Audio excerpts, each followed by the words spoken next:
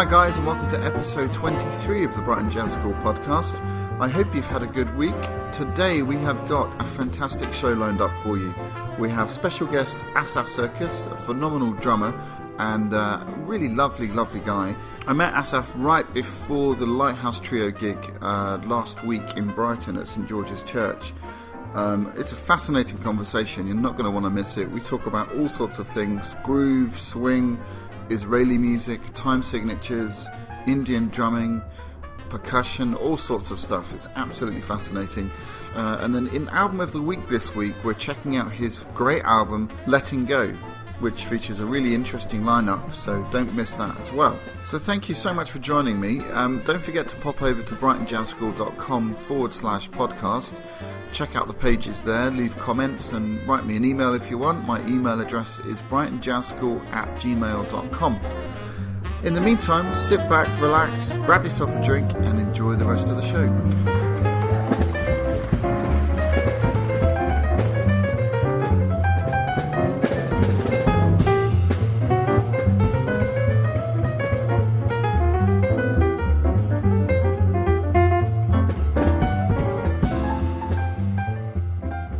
Album of the Week is sponsored by Personal Financial Designs, financial advisors based in Worthing.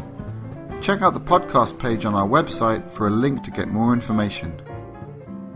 This week we're listening to Letting Go, the 2010 album by Asaf Sirkis. It features Asaf on drums, Euron Stavy on electric bass, and Tassos Spiriotopoulos on guitar. Harmonica player Patrick Betterson guests on a couple of tracks. So let's jump right in and have a listen to one of my favourite tracks on the album, Other Stars and Planets. I love the way this track develops into many layers and textures, and Patrick's harmonica playing is wonderful, and the suspended chords and sounds provide a lovely backdrop for Patrick to explore. Pay particular attention to the comping on the drums. It's full of energy, but it never gets in the way.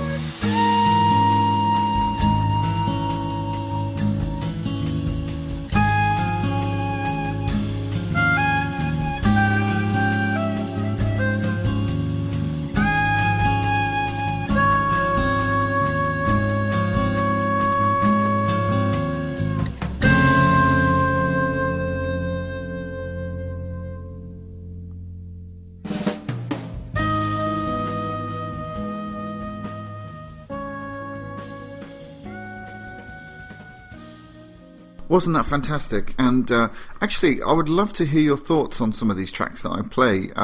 There is a dedicated forum for the podcast, which you're able to, write in your comments and things. So feel free to do that. It would really make this a much more interactive experience, just a richer experience, I think. So please head on over to brightonjazzschool.com/podcast and you'll find the forum on there.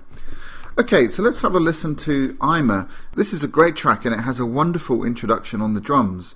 Overall, the track has quite a dark quality and a certain melancholy to it, but the harmonica sings through the melody, and listen out for the very intuitive comping by Asaf and Tassos. Here is Ima.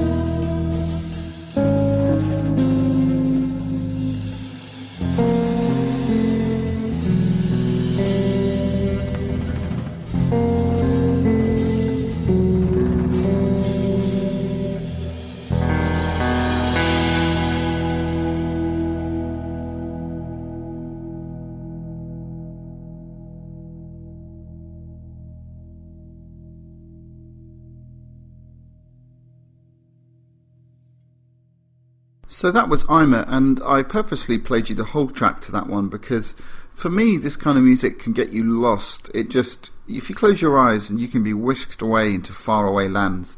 Music to escape the moment, I think, is a good way to describe it.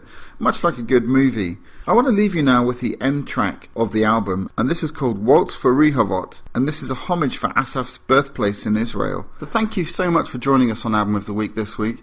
Please go and get this album, and I think you'll really, really enjoy it. And I'm going to leave you with this end track, Waltz for Rehovot. See you next time on Album of the Week.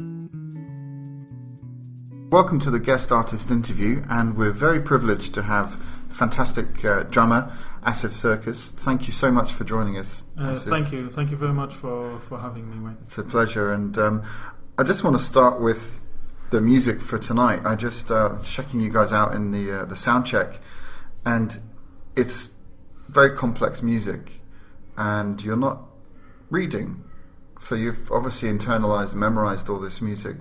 Do you have a method for doing that? Yes, I have actually. I mean, to be really honest with you, I really hate reading music. It's never been my thing. I can to some extent read music when I have to, in situations where there isn't any other choice, or the band is not rehearsed, or there's no. But usually, I always ask the band leader to send me some MP3s, even just MIDI files out of Sibelius software or whatever they can send me, so I can listen to the tracks and learn them by heart before I play anything on the drums. Yeah. So when I come to play on the drums, I don't need to think about when is the next note coming. So automatically or not naturally your hands go to the right places, and I love that feeling where you don't have to worry about the next note. I think then you can just concentrate on music, which is basically what I feel I'm here to do. So it's always very important for me to really feel the piece of music, really learn it and really internalize it before I play it, whenever I can. I spend a lot of car journeys toing and froing and just driving along the motorways, listening to MP3s and learning stuff by heart. Sure. And have you found over the years that your ability to learn music is much quicker than maybe when you first started? The more you do it, the more you can remember. The more you do it, the faster you can internalize things. Yeah. Obviously, it depends. A lot of the stuff, like for instance, the lighthouse music, as you said, is very detailed. Yeah. It's very complex, and requires a lot of focus all the time. A lot of being over all the time, 110% there, and that might take me longer time than other things that I will learn, maybe that are slightly more, stuff in 4/4 or just melodies and stuff like that. So, so it depends. Largely depends on the music. But yes, I would say definitely the more you do it, the easier it becomes. How do you? Obviously, as a drummer, I think you probably have a more natural tendency to seek out and try and play in different time signatures. It seems to be becoming the norm to be able to play jazz in all sorts of different time signatures. Absolutely, yes. Is that something that you've practiced, or is it something that's always been part of the music that you've played, previous? It's a very good question. I tell you, before I came to London in '99, I played a lot of jazz. And what I was thinking it's free jazz or jazz or creative or original music / jazz, whatever you call it. I was playing a lot of that in Israel, where I come from. And there wasn't so much of odd times and stuff like that. Obviously, there is a lot of odd times in other musics that I used to play when I was in Israel, like Balkan music or I don't know, all sorts of other things. But it wasn't so prominent as it is here. When I came to London, suddenly everything became, for me, a little bit more complicated.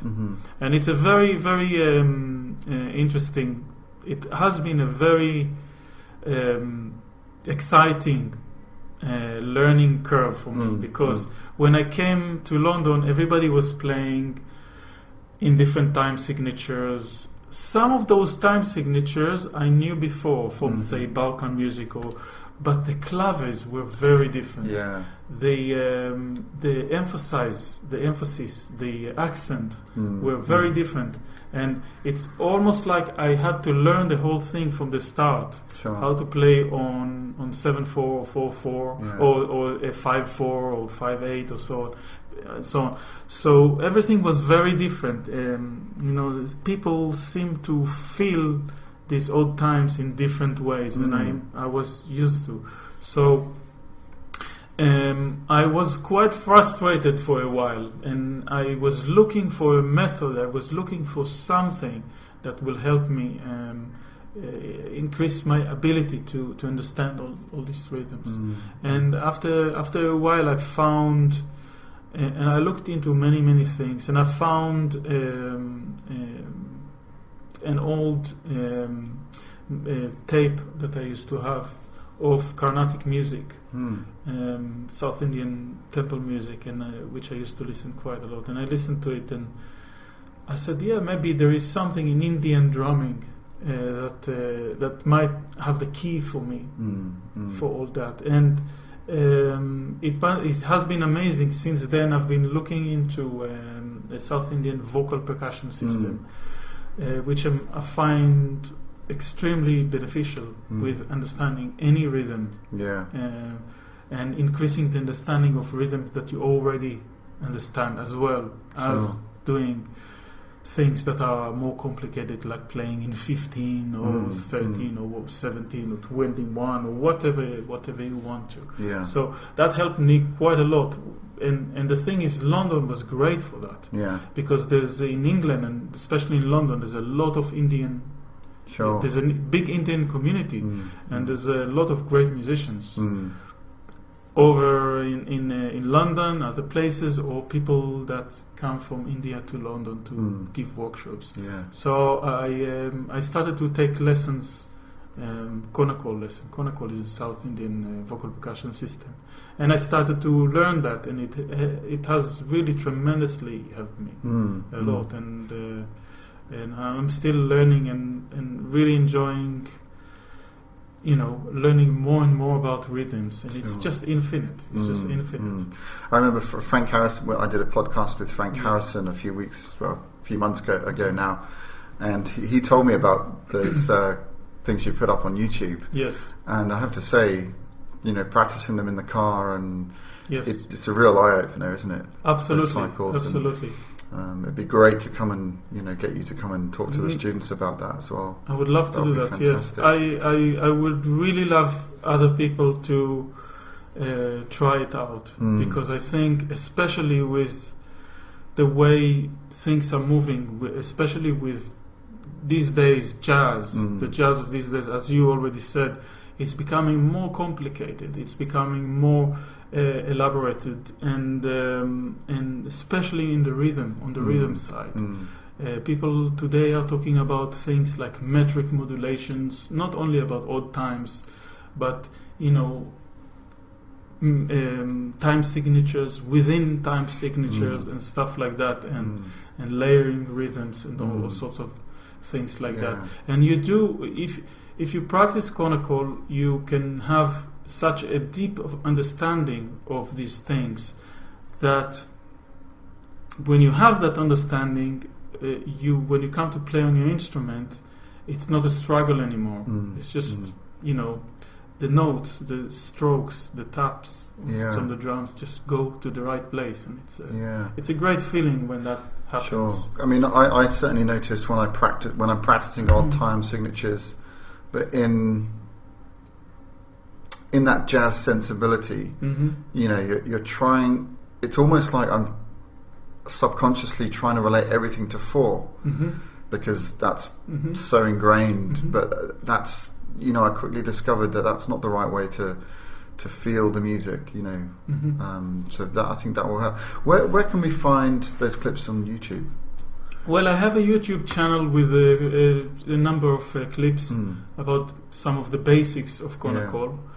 And I'm planning to do some more. Great. So I will probably do a few more, hopefully in the near future when time permits. And but I really recommend people to check that out. Not only my clips. Or there's a lot of great books about it. There's a guy in Boston, I forgot his name now, but he wrote a very funny titled book called "You Can Takadimi This." It's a fantastic book, and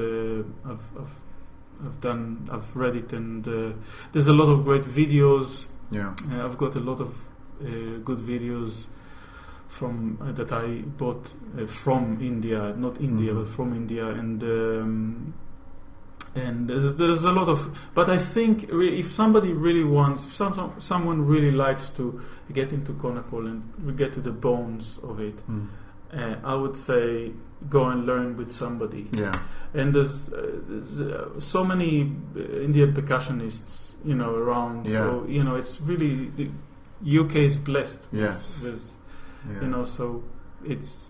I would definitely recommend it. Actually, funny enough that we mentioned this, I think this is a bit far away, but in Leeds College, for instance, I know for a fact that there's a couple of North Indian tabla players Really? who are teaching Indian rhythms.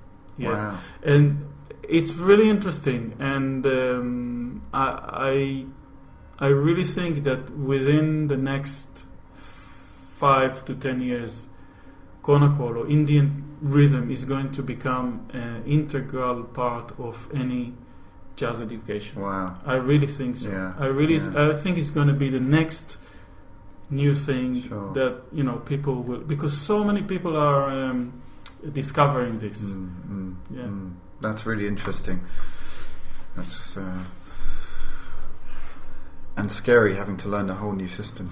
Well, you just have to. You don't need to go to India for 20 years and learn tabla. All you need to do is just to learn a couple of formulas, rhythm formulas, and just start using them in different ways, practicing them in different ways, and it's for me, Konakol, the way I teach Konakol, or what Konakol is for me, is just a method of understanding rhythm better.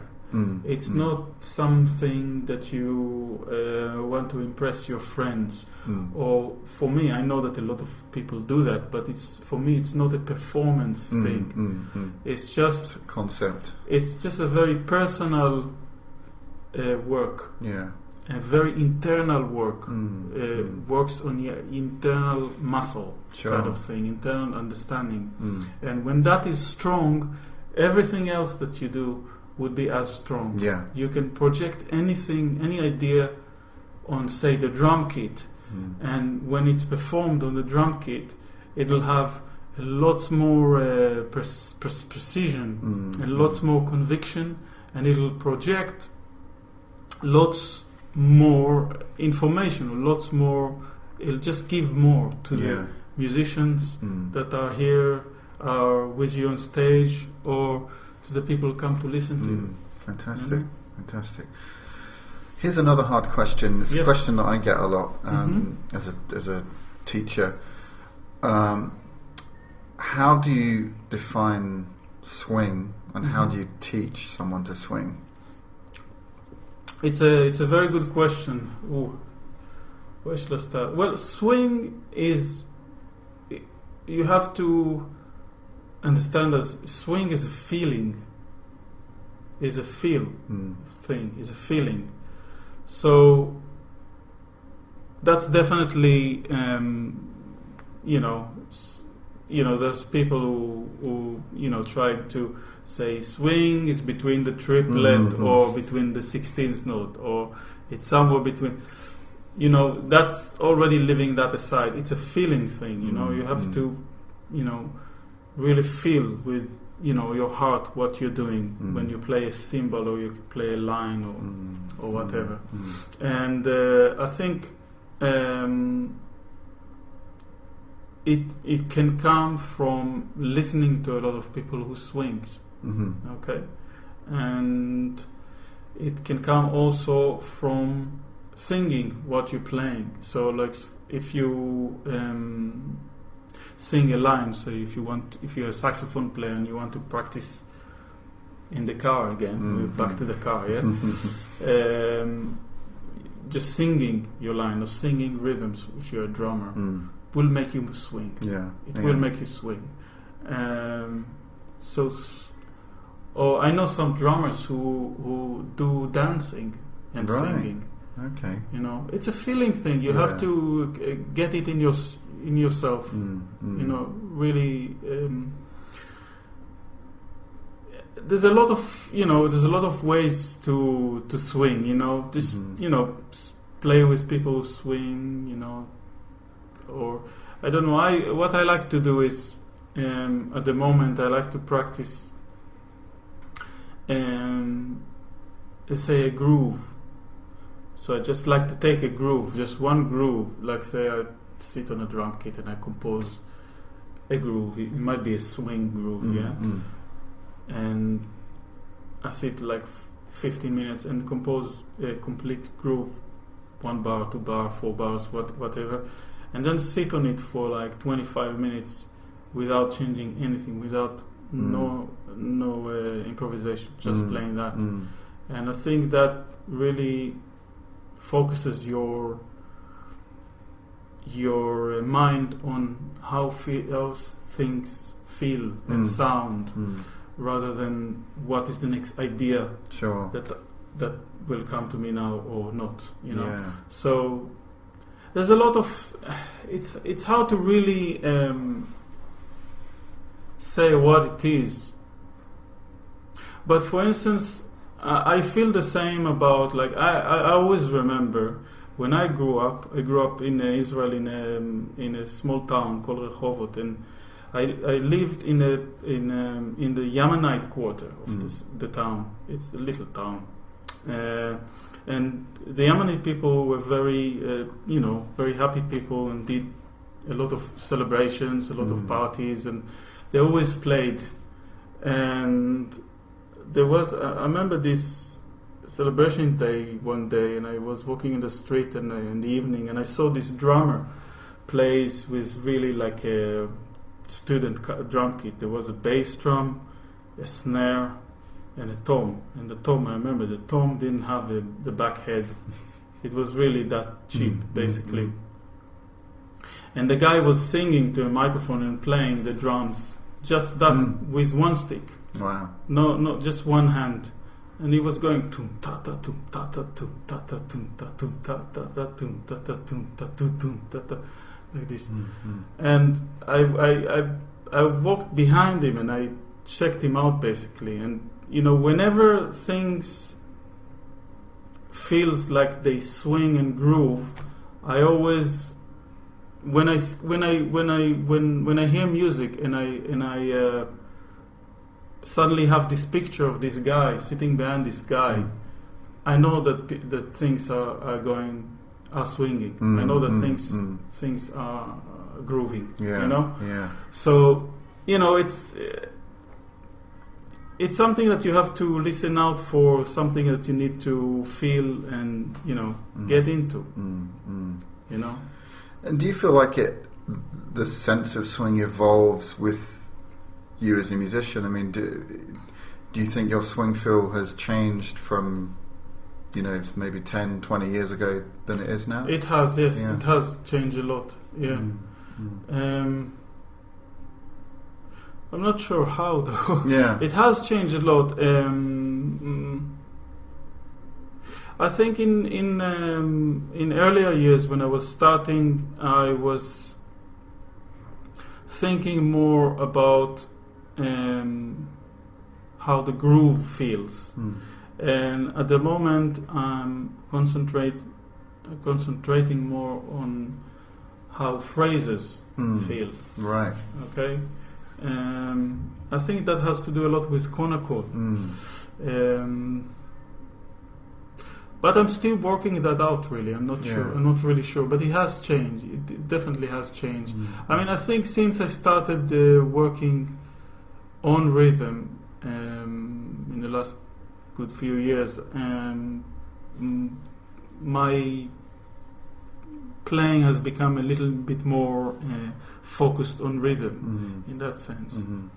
Yeah, definitely. Sure.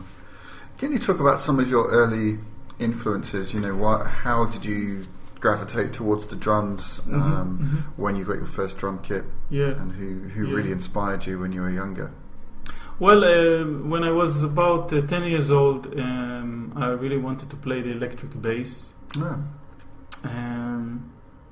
I kind of really drawn to that instrument. I still really like it. And I went with my mom to conservatory in Israel, in my hometown, and at the time there weren't any bass teachers. There weren't so many bass players. Maybe there were 3 or 5 altogether in Israel. Yeah. It was quite a new thing then. And the guy in the conservatory said that I'll have to learn classical guitar before I basically just put me off completely. Yeah. So I didn't do that, obviously. And then I started to tap on things, and I really liked the Beatles, and I used to listen to the Beatles and tap on the table while I'm listening. And then I asked my parents for a kit, and then they got me a kit. Started to take lessons when I was 12 years old, something like that. And they saw that I'm a little bit more I'm serious about it, so they sent me to Tel Aviv to one of the best teachers that were around at that time, which I was very lucky to learn with, study with. So, and when I was growing up, again I was listening to a lot of pop, like Beatles, Police. I really liked Police, and lots of kind of rock stuff, And then later on, I really got into prog rock. Especially Gentle Giant, Genesis, and so on. Then I got into jazz rock, and I've seen when I was 14, I went to see Weather Report. They played in Tel Aviv. Wow. It was amazing. And I got into all this kind of jazz rock stuff, and then I started playing, and I played a lot of jazz rock and a lot of free music. But at the same time, at my parents' house, and my dad used to listen to a lot of classical music, a lot of church organ. Okay. So that was a heavy influence on me. And also, outside or in the radio, there was a lot of Balkan music going on, Middle Eastern music from all countries, say like a Lebanese style or Egyptian style or Yemenite. Yemenite music is something that I grew up with. It's really unbelievable groove. And if you talk about swing, Yemenite rhythms are like Middle Eastern rhythms, but swung. Sure. So they've got that kind of African feeling about it, but they're still Middle Eastern. Yeah. They really swing. They really swing. And can you recommend anything to listen to? I mean, are there any names or? I don't know. The stuff I know from Israel are more like Israeli, Yemenite Israeli people, which you might not really find so much here. But there's definitely a lot of music. I mean, if you go to a world music section in every shop, internet shop, you will find music from Yemen. I definitely recommend. There's amazing stuff, amazing grooves.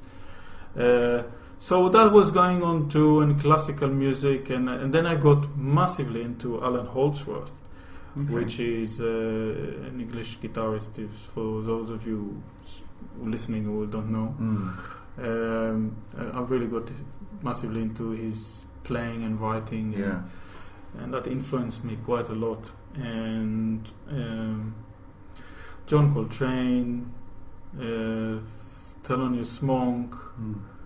I really, at a certain time when I was still living in Israel, I got into Oliver Messiaen, and I listened to non-stop to his organ works, which I still really love. And in actual fact, the first band I formed when I came to England was called the Inner Noise. Is a organ trio with a church organ. Yeah. So Steve Lauder was playing the church organ, Mike Outram on guitar, and myself on drums. So it was like for me, like, you know, the three things I love the most. Yeah. You know, the church organ, the drums, and the guitar. You know. So yeah, lots of influences really. I played a lot of klezmer, and I played a lot of Balkan music, and many things. It's a bit of a sponge really, but you know, in Israel, it's this is what it is. That's what it is. Israel is a big melting pot of people from Yemen, from Syria, from Lebanon, from North Africa, from America, from East Europe, from West Europe, from South America, from everywhere. You know, so it's a big mix. It's a big goulash of music that has been cooking and still been cooking. And I'm also really into Indian music. Yeah. I really love Indian music. I listen a lot. Now I'm in a period where I listen to Carnatic temple music, which I really love. And I'm actually thinking about collaborating with some Indian musicians. So there's a lot of stuff, really a lot of stuff, you know. Yeah. I think, you know, since doing these podcasts, I think everybody who I've interviewed has listed, you know, a long list like you just have of different music, and I think it's very important as a jazz musician to be open to lots of music. Tonight, for example, because then you can exploit the wonderful freedom that jazz gives you. Yeah, this format gives you the freedom to create any music you want and improvise and have fun. You know, so it's like you can be whoever you are and still play jazz. You know, and that's why we have, you know, like in classical music, there is classical music. That's it. But for jazz, you have European jazz, you have French jazz, you have German, English jazz, you got American jazz, you got this, that jazz. It's because everybody, you know, best of us musicians will be genuine. In recognizing their roots, recognizing where they come from, and when they do that and they mix that with the jazz and the joy of improvisation, it's a wonderful thing. It's I think you create something even better. You know. Yeah. I want to ask you about your current drum kit setup for the Lighthouse Trio. It's safe to say it's not a conventional kit. Lots of different things. I noticed some tambourines but without the bells on.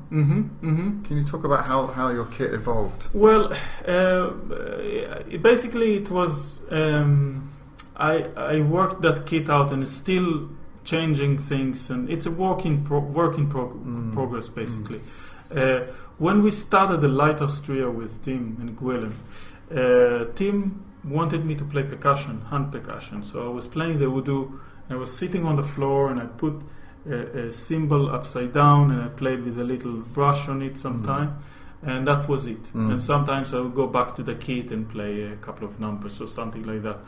But you know what? Although a lot of people think that I'm not really a percussionist. I'm a drummer. I feel like a drummer. I have technique of a drummer. I play some hand percussion, but I'm not really a hand percussionist. Sure. You know, I would be lying if I tell you that I'm a percussionist. So I wanted to still have the sound, and this is something I developed together with Tim. I still wanted to have a sound of percussion, but play like a drummer, and be genuine about it. So I feel at home, you know. So I took the instrument that I grew up with, the rick, the tambourine with the little jingles. That's called a rick. It's an Egyptian drum, and I turned it into a tom. Right. And then I took a bendir, which is just a normal Middle Eastern frame drum, kind of about 15 or 16 inch, and turned that into a floor tom.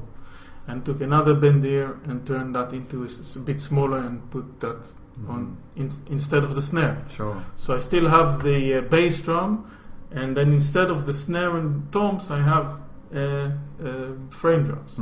So bass drum, frame drums. Now the cymbals, I must say, I've been really lucky to be endorsed by a company who makes cymbals in Istanbul called Istanbul Agop, and they've been really kind to me, and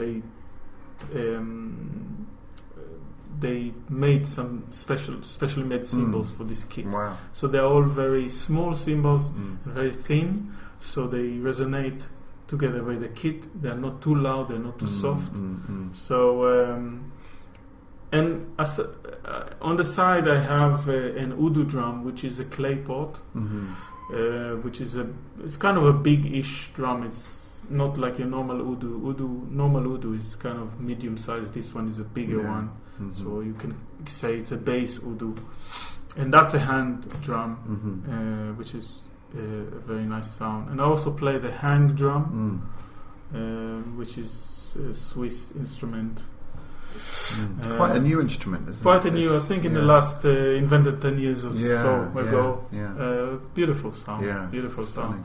sound. So yeah, that's the kit. And as I said, we all the time thinking, what can we add? How can we change? How can this? I'm just wondering, would it be possible for me to take a picture of it? So Yeah, the for guys, sure, and then of put course. it onto the site so the guys can see it. Yeah, That would be great. yeah, That would of be course. great. Yeah. Thank you. Yeah, there's a lot of small cymbals, splash cymbals, and some bell cymbals. Yeah. And I've got like a normal small jazz ride, and then another flat ride with a bell on top, and there's a lot of toys there and things to hit. Sounds fun. Yeah, it is a lot of fun. And the thing is, though, the most fun about it is that it's so much a part of the trio sound that when Gwilym writes something, like I remember you were talking in one of your podcasts about this piece that we play. I think this kind of disco piece. What's the name of it? Alpha. Sorry. Alpha Punk. Yeah. That one, Space Junk. Yeah. I remember how this piece came about. I was just playing a rhythm on this tambourine, the rick. And Gwilym just recorded it, and then he came up with this tune to fit that group. Yeah. So everything is it's a co-creation kind of trio, and the stuff that Tim writes, he writes for that symbol, for that groove that I played once, or when he recorded, or it's a very specific. It's a very specific thing, and it comes from, and it's fantastic because, you feel that whatever you do is gonna be okay. It's gonna sound good, and if not, they are gonna make it sound good. So it's great. I feel very lucky, very very lucky to be working with Tim and Gwilym and to have this trio. Yeah. Well. By the time this podcast goes out, the concert would have been finished. But I'm very, very excited sitting here talking to you and waiting to listen to the concert tonight. It's going to be great. Yeah. But so if I could just ask you the final question, which is, have you got an improvisation tip or some advice to help young up and coming musicians who want to start jazz or want to learn how to improvise?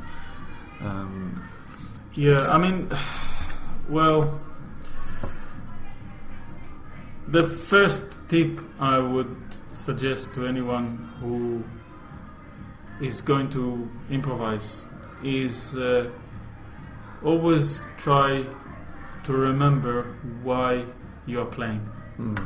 Why did you take the saxophone? Why did you take the drums? Why did you take the guitar or the piano or the bass?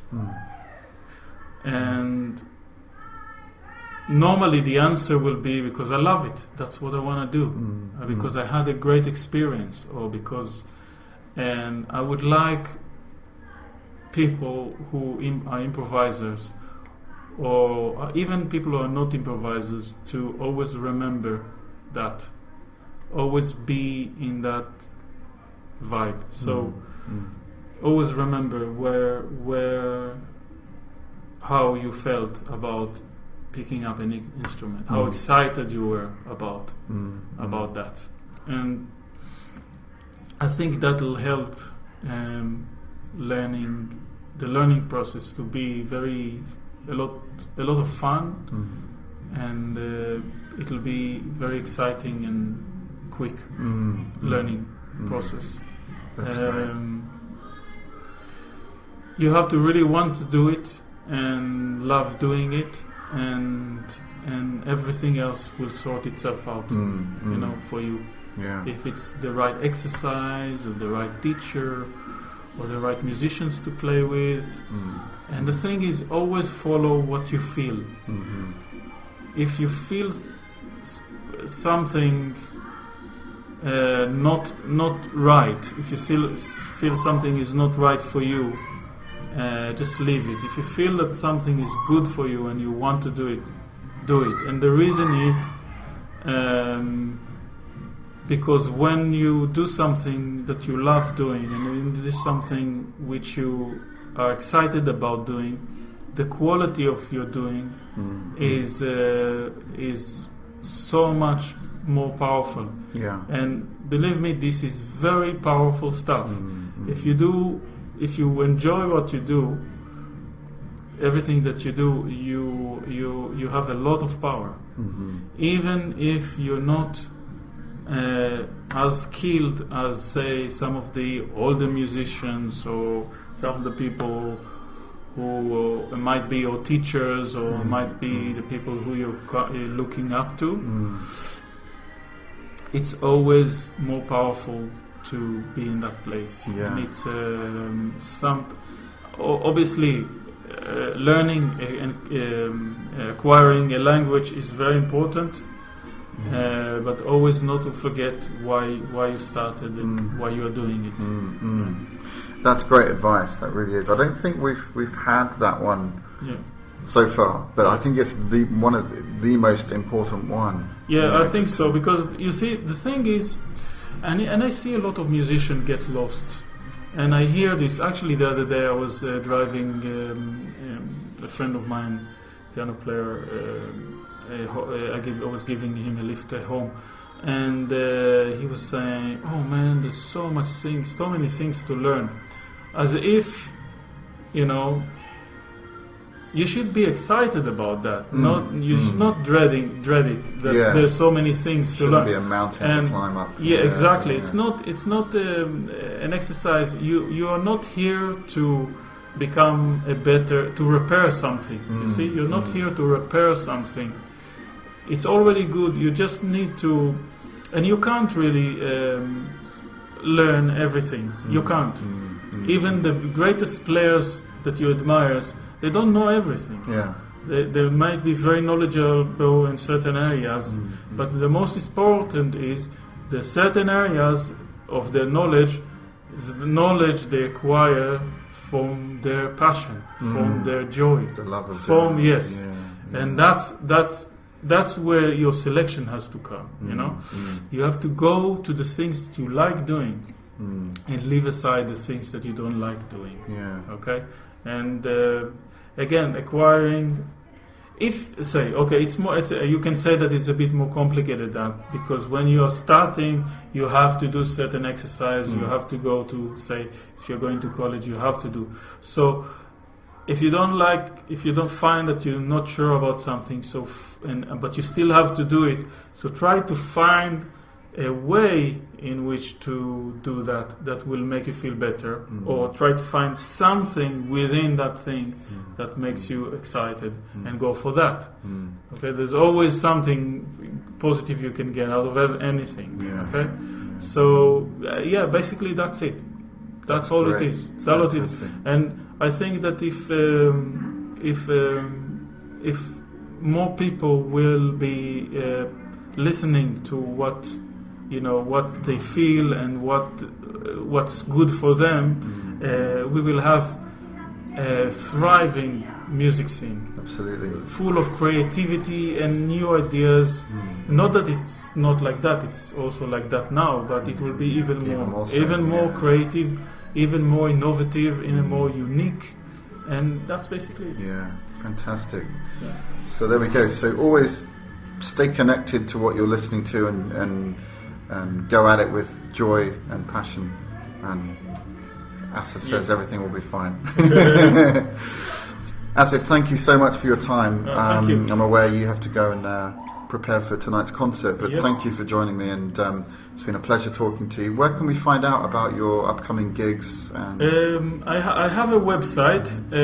I've got to confess that it's not very updated at the moment, but some of the gigs are on my website, which is asafsirkis.co.uk. Or if you want to know, just email me. Email me. I'll let you know if I'm doing gigs in your area or whatever. Great, brilliant, and we'll certainly see you soon for a workshop at the Jazz School. Yeah, that'll be good. Really look forward to that. So thanks very much, Asaf, and have a great gig tonight. Cool. Thank you very much. Thank you.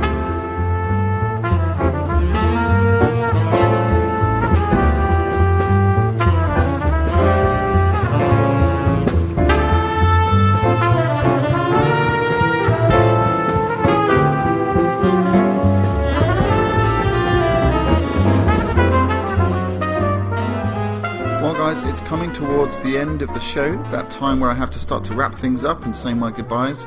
Thank you very, very, very much for joining me, and I'd like to say a big thank you to Asaf for the wonderful interview and for the great music and the wonderful playing last Friday at St. George's with the Lighthouse Trio.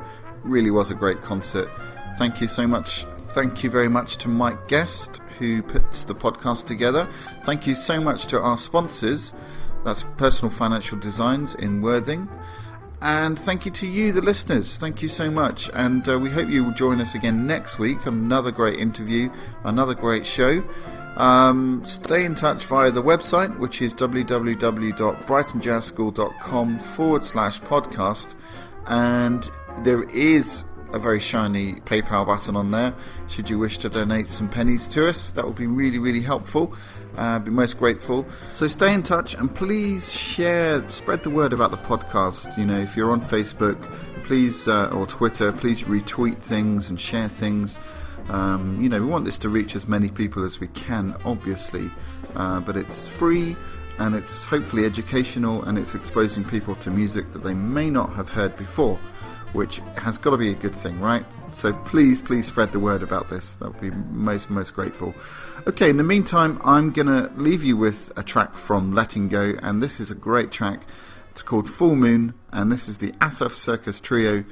See you next time on another edition of the Brighton Jazz School podcast. This is your host, Wayne McConnell, signing off.